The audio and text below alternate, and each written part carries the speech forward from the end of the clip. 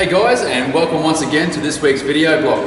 What we're going to be discussing today is the common plank. Everyone's heard about it, everyone's probably done it, but are you doing it correctly? Are you getting the most out of your core that you should be and not feeling it in other areas where you shouldn't be?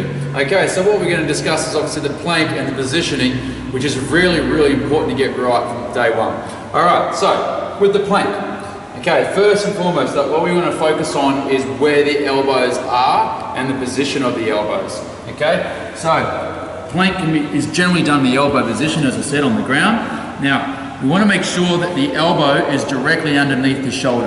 Okay, what I mean by that is that, there we go, so elbow is directly underneath the shoulder. We don't want to see elbow out here. Okay, so what that does is actually putting a force on the AC joint that we don't want.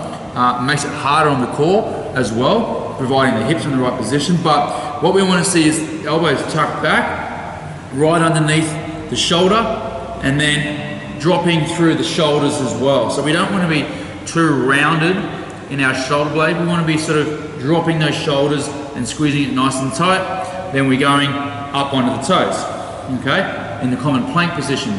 All right, the other thing too that people probably get wrong with positioning, other than the elbow, is their hip positioning.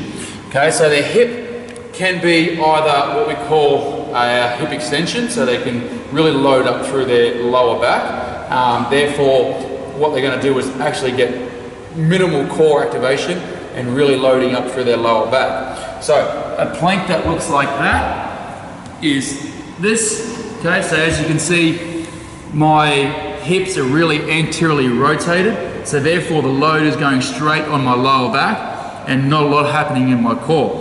Okay, so that's not optimal, what we want to achieve. So the way to correct that is keeping nice and tight. So from this position, we want to pull bum under and really level out that lower back. Automatically, straight away, I felt the increase in activation in my core, keeping it nice and tight. So from there, no core, lower back, there, a lot more core, and you'll probably find that you won't be able to sustain the plank as long as what you thought, because your core is actually getting fatigued a lot earlier, a lot quicker. Okay, so that's pretty much where we want to be. Head is in a nice neutral position. We don't want to be looking down, we don't want to be looking up. Nice neutral position, hips in good position, shoulders strong, keeping that nice and tight.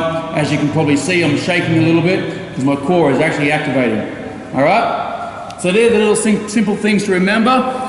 If you've got any questions, once again, feel free to come and grab any of the coaches. Give us a call, drop us an email. We're only here to help you. Let's make sure that you actually are aware, switch on that core in any sort of plank movement. Thanks for watching. Have a great day.